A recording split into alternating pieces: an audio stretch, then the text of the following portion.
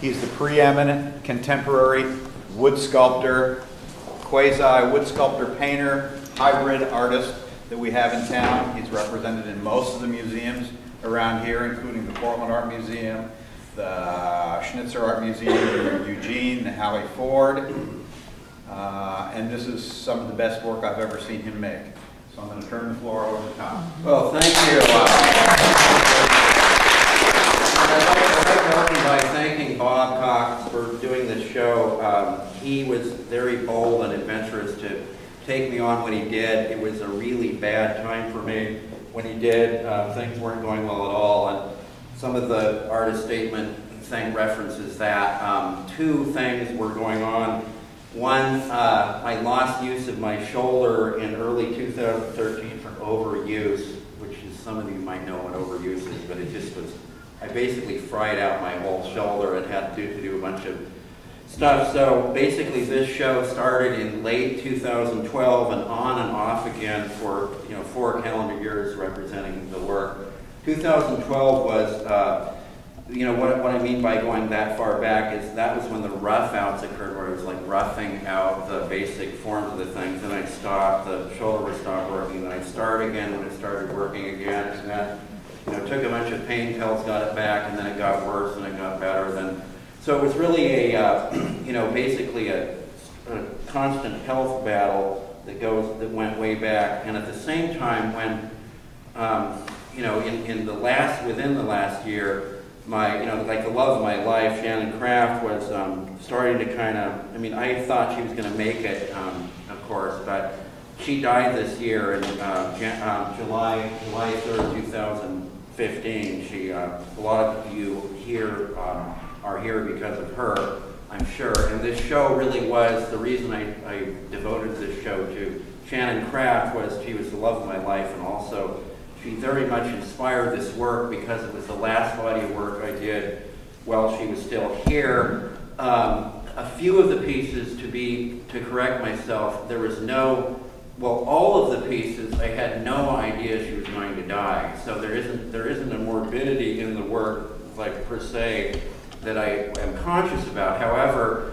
I want to bring up this great reference that really is helpful for me in basically everything. But Truffaut wrote this great book about Alfred Hitchcock, and he said, well, did you realize when you did Psycho that all these references to birds and St. Francis and all this Christian symbolism and this kind of dark references, Bates, Norman Bates, bird trap, Marion Crane, Crane's a bird, why did you change it to Marion Crane from Marion Crawford? And why did you do all this stuff? And I think you did it because it's all, syncing up with the subconscious idea of, the theme of Psycho, or the themes of Psycho.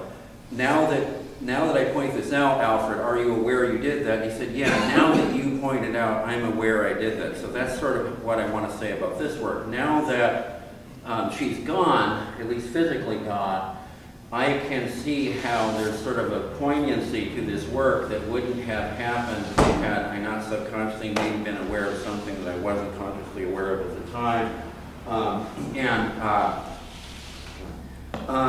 And so that's the story of this how this work is relating to Shannon Kraft. There is a strong sort of physicality to this work. Obviously, the wood reliefs are my most physical work. And what I mean by that is I like my art not to be just visual. That sounds strange, like why would a visual artist want to, or somebody that works primarily visually. What I mean by that is I'm really interested in the idea of synesthesia. Synesthesia means when you look at something visual and you hear music, or you listen to music and you see a picture, Beethoven's Sixth Symphony classically, but Pastoral Symphony, you can envision the countryside in that piece. Beethoven's symphonies are a great example of Freud's theory of sublimation, where there's definitely an urgent sort of sexuality in that work. In this work, I don't deny there is a strong sensuality, even sexuality in the work. I was triggered.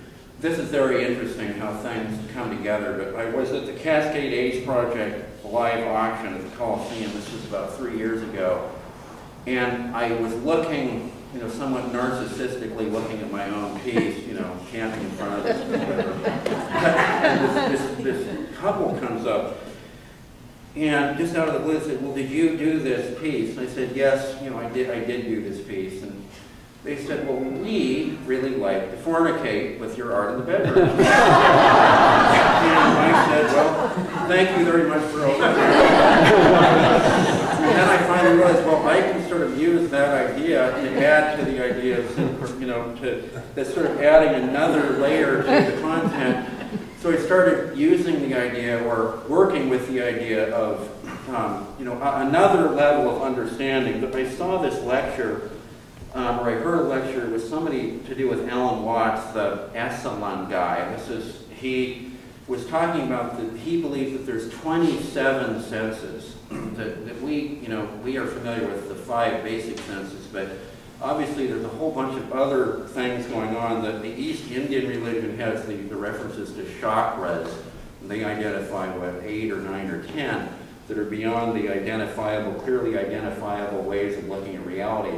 But if you think about it, if there are 27, that means that there's lots of ways you can communicate with people other than visual or musical, or obviously with cooking, it involves scent. Cooking or food is a culinary art that involves a lot of different things: how it looks, how it tastes, how it smells, how it's presented. So one thing I'm really interested in, it's an ancient Greek idea of art, which is art is something that's in the center. So imagine a big wheel. And in the center of the wheel is art. And then it could be the art of cooking, the art of rafting, the art of medicine, the art of mathematics, the art of painting, the art of... So in other words, everything you do can and should be an art form.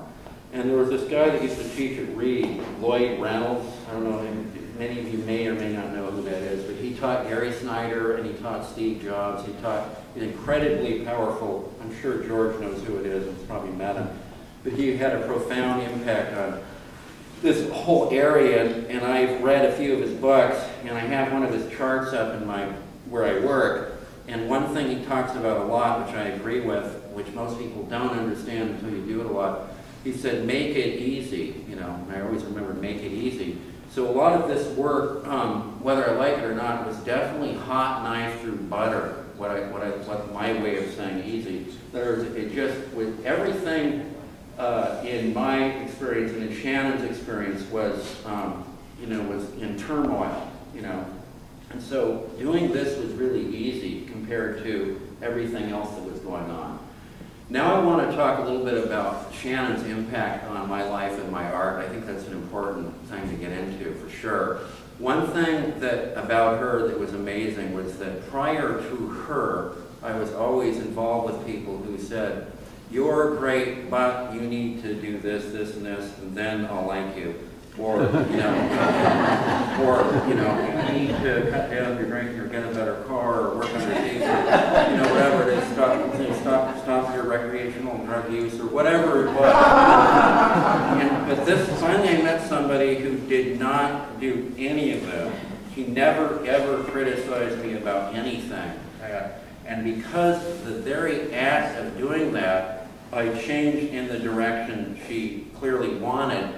So it was this kind of Zen, high-end, higher-level way of operating me that worked. And so her effect on this work in my life, it became very integrated.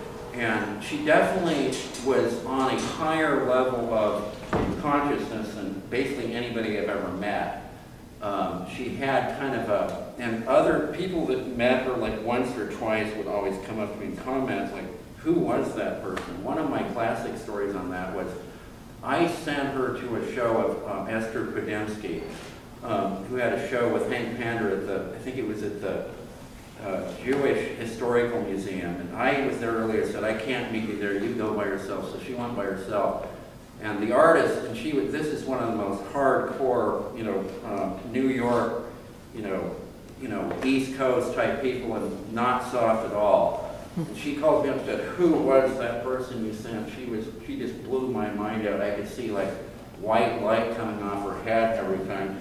And I said, well, that's my girlfriend Shannon. And she said, wow, she's amazing, thanks for, and from that point forward, even from one meeting, she always asked about Shannon. Well, that Shannon had that effect, not just on me, but on many people in this room. Luckily, right here is Shannon's basically best friend, Carolyn. And Carolyn was amazing in the last few days we were around all the time. Shannon, when she was kind of, eventually I acknowledged, I had to get over the denial thing and realize she's kind of going down. Anyway, the night before she died, she had last rites. The priest had come in, and at that point I said, okay, I'm finally going to give in to this hideous reality. She could no longer talk, but I was doing this kind of monologue, and I went into this kind of trance with Shannon in the bedroom. I didn't want to say this until there was a witness, because I didn't want to be accused of making this up, because it's so Twilight Zone or Outer Limits-ish.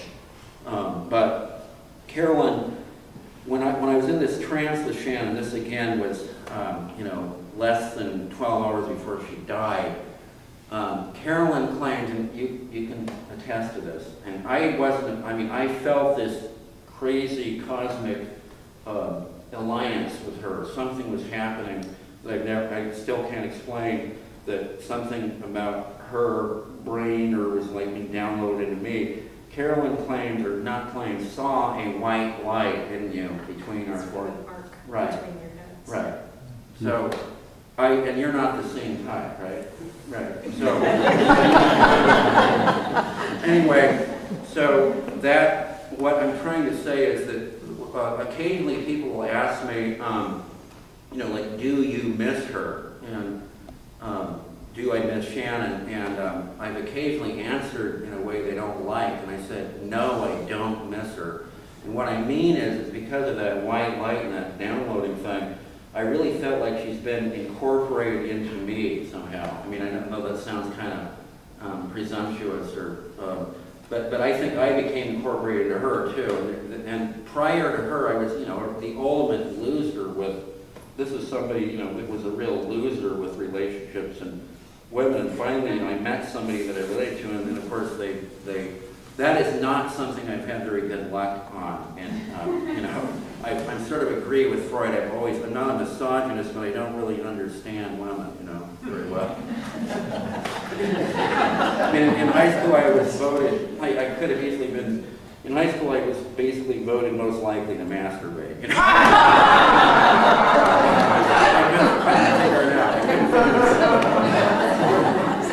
And so this is somebody that's the ultimate loser with relationships. So finally, I met somebody that was just like over the top fantastic. And I want to add, this is somebody physically that was so gorgeous that this is somebody that Matt Dillon, the film actor, turned down. I mean, he was coming on to this person at parties, Shannon, and she was physically gorgeous, and mentally gorgeous. She just had everything, and her reputation for years was, don't even try. You won't have, you don't have a chance. Just forget it. Okay, so okay, I'll forget it. But then suddenly I met her and it just clicked like that. It was amazing. And ever since I've been going out with her, I want to say something about this work that's really important. When I would spend time with Shannon, most of the time, after I'd spend time with her, I'd have 4 or 5 days of just a continuous high. It was just indescribable. And in that space of the high, I would just like bang out work effortlessly. And I don't know where that comes from. I know it doesn't come from me. It comes from some outside intervention, that something chemically we were doing together somehow. Anyway, this show is the last show of, they all relate to her in different ways. Each piece of the show relates to Shannon in different ways. The machine one's in a more, almost a more disturbing way, because I was constantly fighting the medical establishment and the cold, clinical ways they deal with healing or non-healing, however you want to put it. And then many of the pieces are about different aspects of her personality that I recall being really important influences that I could also understand very clearly. And so that's explained, covered pretty well in my artist statement. But other than setting aside, am I talking too much? Or?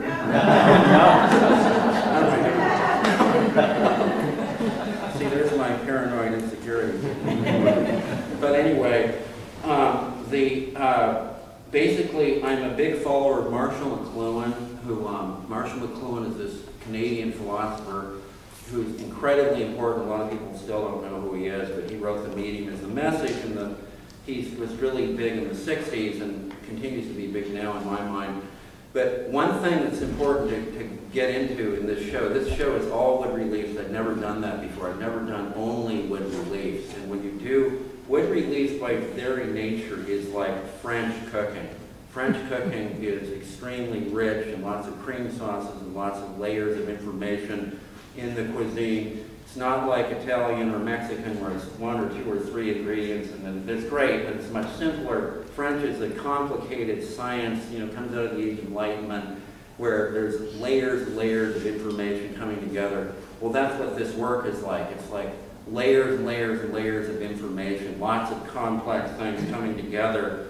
I named, the whole show could have been called Convergence, which is the name of that piece, which is basically without the guilt. I remember what that piece looked like without the guilt. It looked like a really abrasive, loud, Hanna-Barbera, bright color thing. It was just completely out of control. And people have asked me, and I'll answer the question in advance, why do you gild? Well, I gild because it contains the information. There's lots of information going on with the painting. The gilding is a way of integrating that information so that he unifies it in the mind. One thing I'm really interested in, both politically, socially, and everywhere, is the idea of unity. I watched old clips from the 60s and 70s, and it was all about unity. The Beatles were talking about all you need is love and unity. Everybody's together. Everybody's the brotherhood of man. Beethoven's Ninth, the brotherhood of man. That piece that's what it's about. If you read the lyrics to the last movement of Beethoven's Ninth Symphony, it's about unity. So I'm sort of a critic of the concept of diversity because I think it causes balkanization. I don't understand when people talk about why is it like my group, it starts to get this Lord of the Flies things, us and them. And another guy that wrote, it's a big influence, that wrote a very important essay for me is R.D. Laing, who's a British, actually Scottish a psychiatrist, and he wrote an essay called Us and Them. Interestingly, for pop culture fans, Roger Waters was a patient of his and wrote the song Us and Them based on that essay, which is, Pink Floyd was making commentary in The Dark Side of the Moon about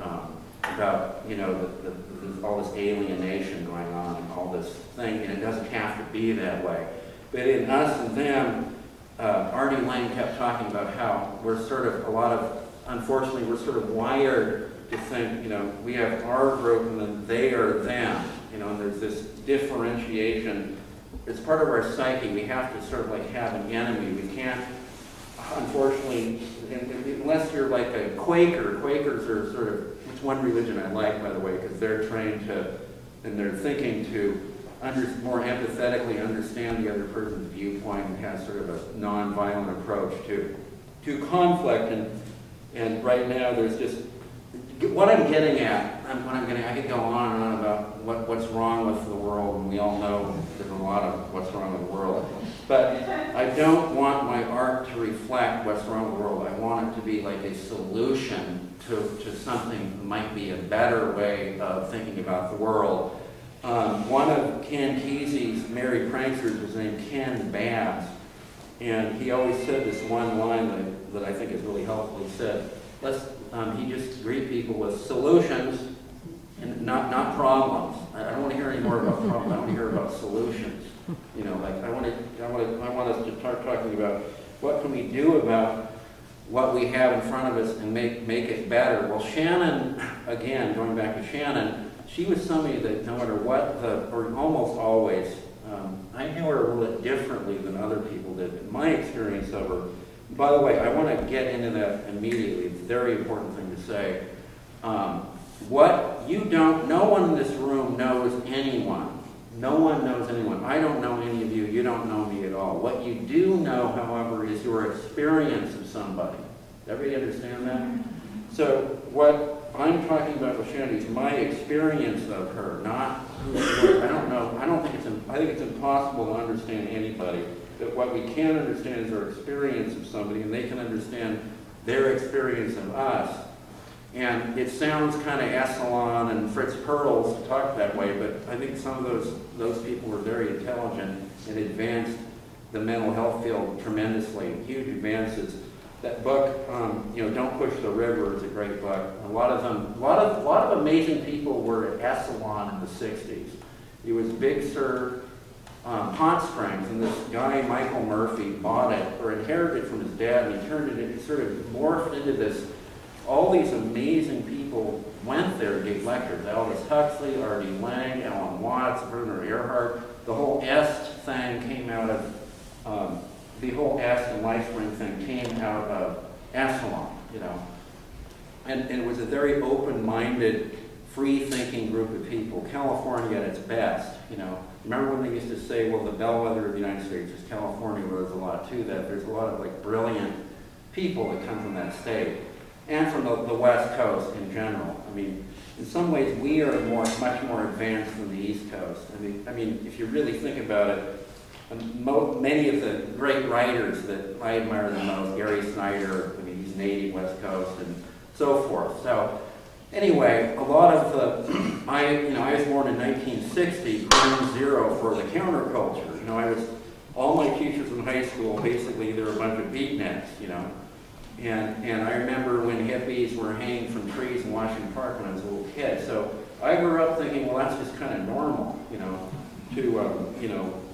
to hang out and live life, not so much about money, but follow your bliss kind of thing. Joseph Campbell reference. And I think now we're sort of entering, especially since Reagan got in, sort of the line in the sand that I draw, we've become more closed-minded, fear-mongering, scared, less concerned with humanity, environment, stuff like that. Shannon, by the way, completely agreed with all my, views of all this stuff. And I think another thing that tying it back into Shannon was nothing is more intense than losing somebody that meant the world to you.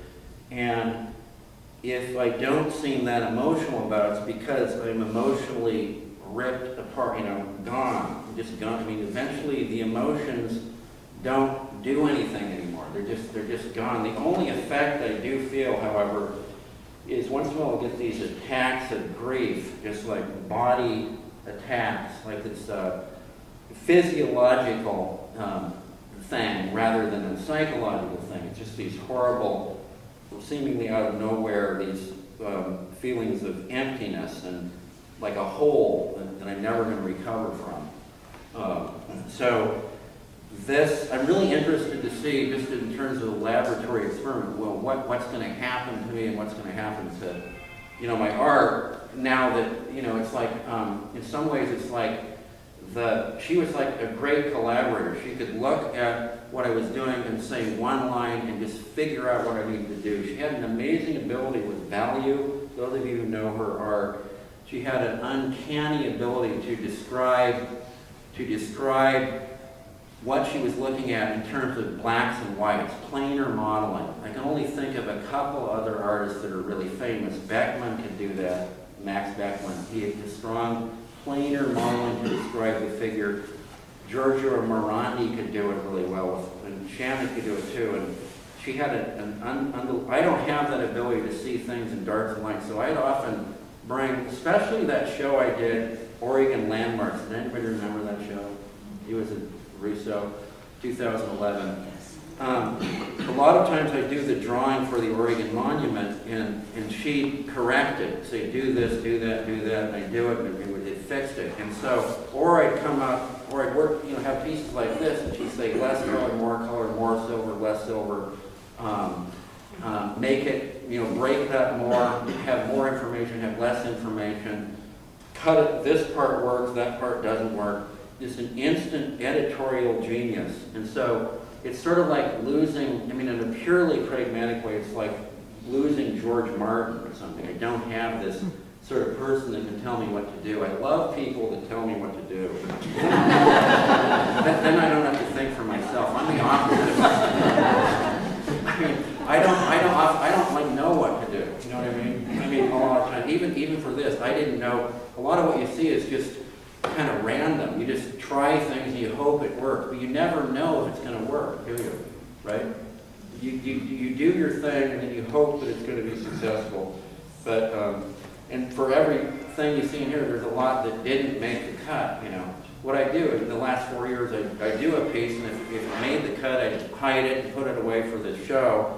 So what you're seeing is sort of the cream of the crop. And originally, usually what I do is cut this up with, if there's an issue with the show, since it's all wood relief, it's all heavy cream, all heavy French cutting kind of thing, that normally I would have, had this work also with paintings and wood burnings, which tend to be a little more, I'll put it this way, less heavily emotive. Maybe people can look at this thing and they'll say, oh, I hear Haydn or I hear Mozart, but for me, I don't. I hear Bruckner and Mahler and late Romantic, kind of slow, melancholic. There's something about this work that, and also those composers can be very ecstatic at the same time, but they're also heavy. Does everybody know what I mean by heavy? Thick. The reason the Oregon Symphony rarely does Bruckner or Mahler is because you need about 140 people they have to hire extra musicians because it requires a huge orchestra. And Bruckner was an organist, and he was, a mystic, and his orchestrations are really based on the pipe organ. A lot of them. I read that. I didn't. None of my ideas are original. I guess.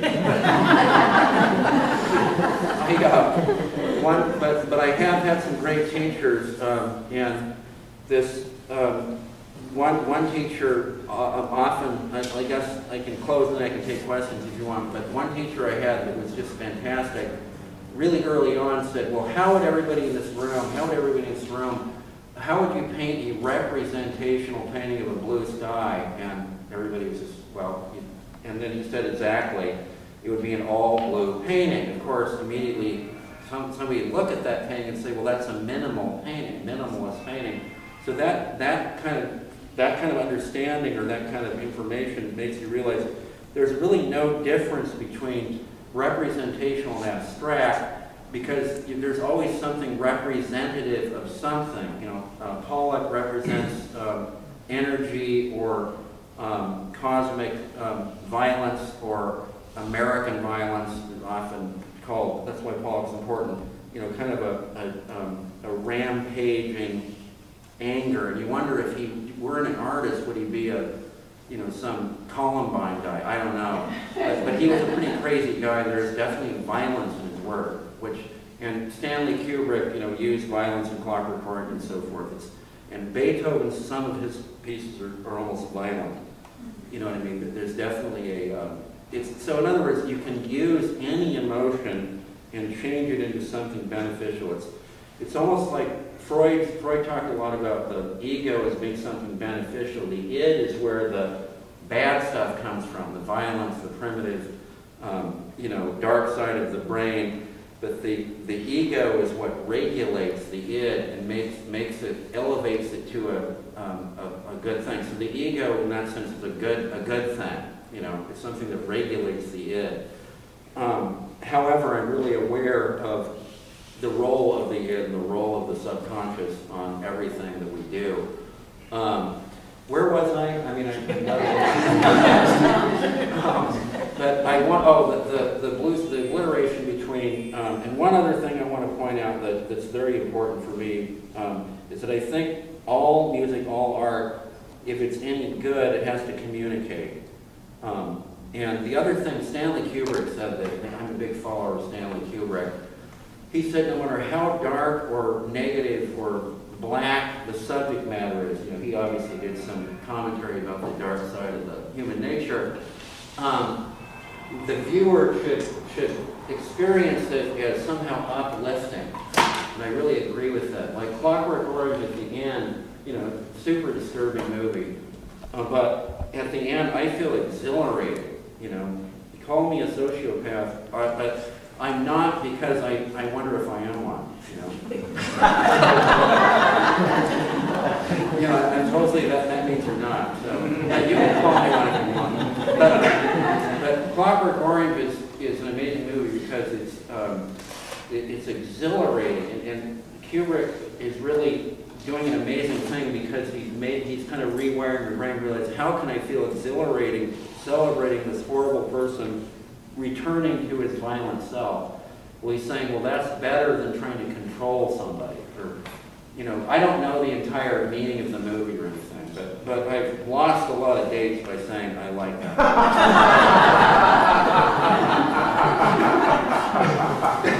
Anyway, but the last thing I wanted to say is that there's definitely two things that have to happen in all art to make it work. It has to communicate, I just said that.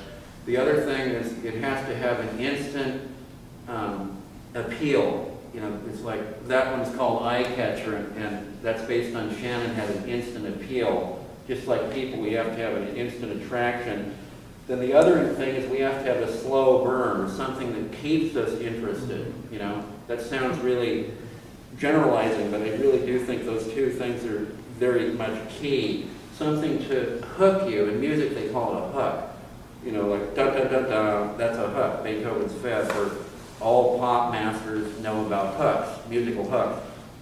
You need that, you need something else to sustain the interest. Does everybody know what I'm talking about? You know, and so that's what I'm attempting to do in this work, is draw people in quickly and then also sustain them so that every time you look at it, it changes. And I'm going to finish with one more thing, which is art to me is not a noun, it's a verb. It's something that's constantly in motion. It's something that it moves. You know what I mean? It's an emotional movement of some kind. Does everybody understand that? It's not something that's static. So your experience, the way to know what I think what good art is every time you look at it, it changes with you. You create a relationship with it. And also the art is in the mind of the viewer. So I prefer art where the viewer has to participate in the reading of the piece. I don't like work where it's all done for you. Picasso, he looked at a Juan Grisho, who was another Cubist, a Spanish Cubist, and he said, I can see that he knows what he's doing. And of course he meant it as an insult. But if you know what you're doing, it's not art because you're not opening it up to the space of other people. So I don't like to completely control everything. First of all, you can't control anything, really. You can't control other people, you can barely control yourself, and you can kind of control your art a little bit. But to some extent, you kind of let it take over. When you're doing it, you have an agenda, and then it changes as you work, and enters a zone where you just kind of let it take over. You know what I mean? And so that I like the organic way of working where I'm a little bit out of control to some extent. And again, it's a combination of improvisation and choreography. The choreography is how you start something. You know, you have a plan, and then as you work, it changes by the very nature of you're working on it. It changes. So those two things come together to create what the finished product is. You know. Does anybody have any? We can do the question thing now. I mean, hey. Yeah.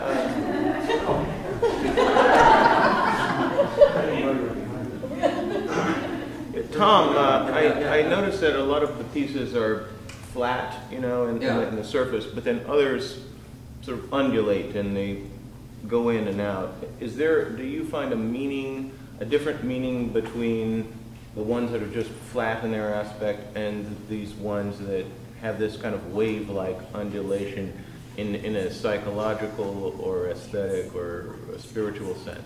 That's a great question. I would answer that by saying that, number one, just on a pragmatic level, the undulating ones add yet another layer of information. So, I mean, that's an obvious thing. We can agree on that one. So it's adding, the pragmatic answer is I'm just adding another, you know, engineering thing to the equation.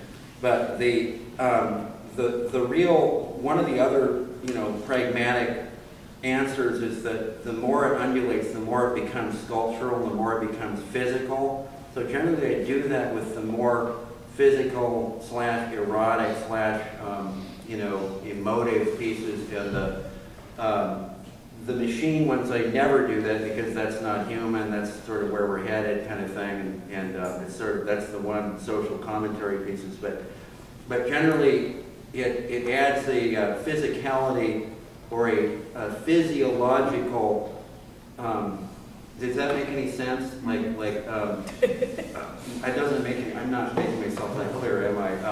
But this is what I mean. This is a better way of answering it. When you look at a tree and you see the bark and you're 40 feet away, it's just like a brown stripe. But when you get really close to it, it actually is undulating and much more physical. So in a sense, it would be, the undulating ones are more of like a close, intimate, microscopic view. You know, a microscopic rather than a way out there view. You know what I mean? More like that. And also there's a weight issue. When you get the really thick wood and I generally don't undulate on the really big pieces because of you have to have thicker pieces of wood to get away with it. That piece, Convergence, actually is undulating, but it's really subtle. I don't know, that's one of the few ones where I undulated it, but it's extremely subtle. You don't know it until you look at it after a couple hours, but it also is definitely undulating. So on a rare occasion I do a subtle undulation. And also, like, if you look at like the Oregon dunes or something, they are literally undulating. And then the plants are on top of the Oregon dunes, whereas the other way of answering it is that the flat ones are like, well, you know, farmland is flat generally, you know, and mountain ranges are undulating. So it's like a reference to sort of a landscape kind of reference, you know. Yes. So Tom, how long does it take you to create and finish each one of these pieces? Well, you know, that's a great question, but I started these pieces in the calendar year 2012, just roughing out. Then, you know, you rough out a few and then you put them aside for a few months until, in this case, the shoulder came back. And then you do another thing to a bunch of them, then another thing to a bunch of them. So I don't do any of these from beginning to end. That's just not how I do it ever. I mean, I will do something to one, put it away for 6 months, do something else to it, and then put it away. Very rarely do I do from beginning to end. I do that with paintings and wood burnings. I do beginning to end in one thing. But these things, generally because the shoulder thing, I mean, it's really hard on the body, you know, these things.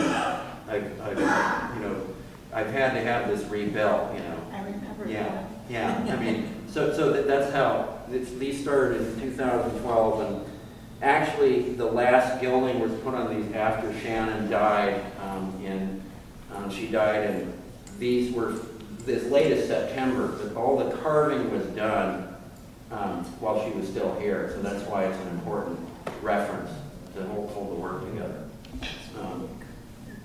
Any other? When you got your shoulder back, did you switch to softer woods? No.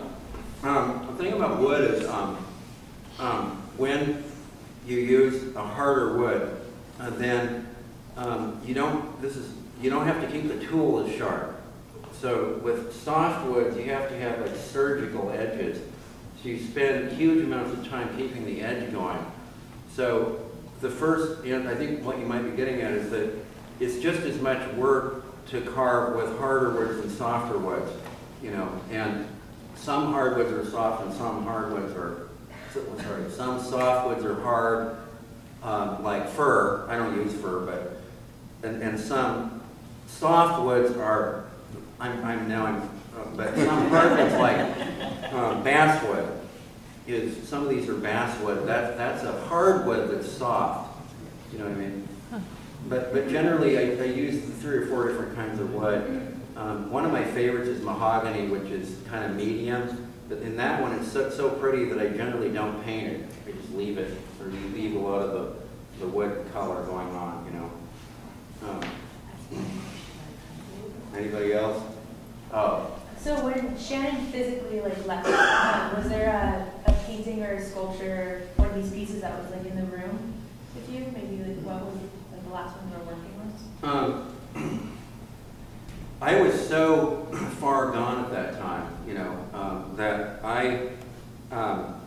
one of her last wishes was to go to London, and the sequence was, I'll get into it if you don't mind. Do you mind? Okay. But she wanted to go to London, and by that time, the doctors, the advisors were calling me at home, because by that time I was the power of attorney person. They were trying to talk me into not taking her to London. They said, well, she's got about 2 weeks to live. She'll definitely probably die over there, and you're crazy to do this, really irresponsible. At one point, I just hung up on them and said, well, we're going. She wants to go. The UK doctors were vastly superior to our doctors, and they gave her another 2 months. So they actually extended her life. So basically, I witnessed her death twice. She actually almost died in London, and then I brought her back, and she lived another 2 months. And the answer to your question is, during that time, I don't remember anything about it other than just sort of a vague. I was heavily medicated. I was really distressed all the time. I don't remember that much about it. It was sort of like a nightmare. One thing I will say, though, that death and dying are not New Age. They're not cute. They're not pretty. They're not funny. It's a horrifying, horrifying experience. And there was a couple times when I could barely, hold on. And my mother, to her credit, who isn't here, none of my family's here except my stepmother. But I almost said, I just can't do it. I can't deal with this. And it was like having a nervous breakdown. I said, you've got to do it. You've got to do it. So to her credit, she made me, and I wanted to anyway. But it was just, it wasn't really, it just almost destroyed me. There's nothing beautiful about it. There's nothing. So this art is really about how she really was, not the person that she was deteriorating into, and eventually she just left her body. I mean, it wasn't her anymore. And so I suppose you could criticize this show by saying, why is it so euphoric when it's about somebody who died? Well, it's how she was. She was really euphoric.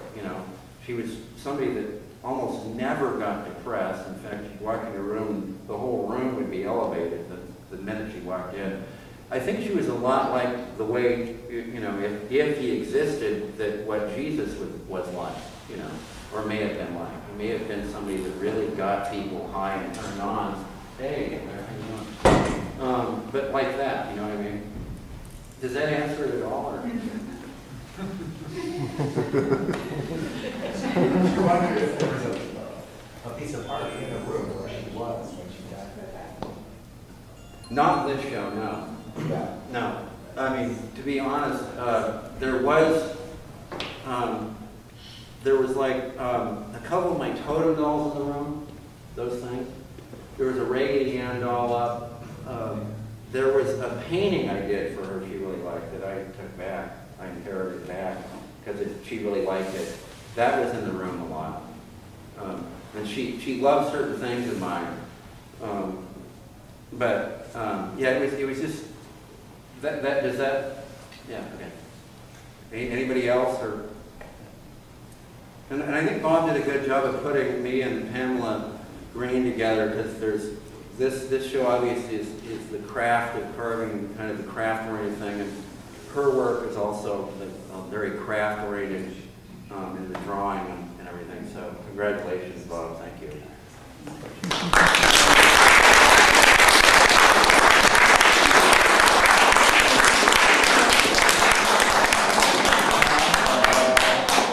You can stay and ask private questions. We have refreshments back here if you want to take another look at the work before you leave. Thanks for coming.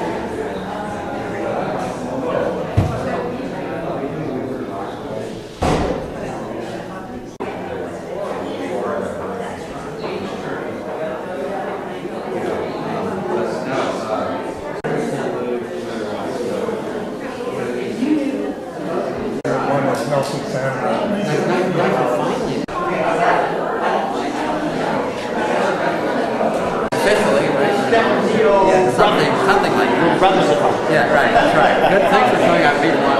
Oh, great.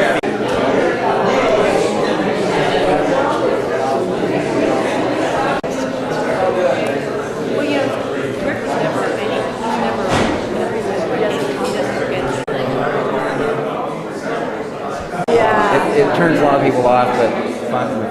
Yeah. Oh, it was a great flow of consciousness. We were saying that basically we were fascinating. You know, sure it's like, you know, non-linear, but you know, that's how life is. Right, it's not linear, that's for sure. You know, I noticed like they wrote when they are more intelligent than things I can think of now. You know, so obviously not linear. Yeah. Like this, like symbolist poets, they were like 18 when they wrote this. Like clearly we're smarter when we're younger. I know. Right. I came To a certain anti-heavy, you know, I like the Beatles and Dead. I remember. This is still pretty young. No, I'm not. You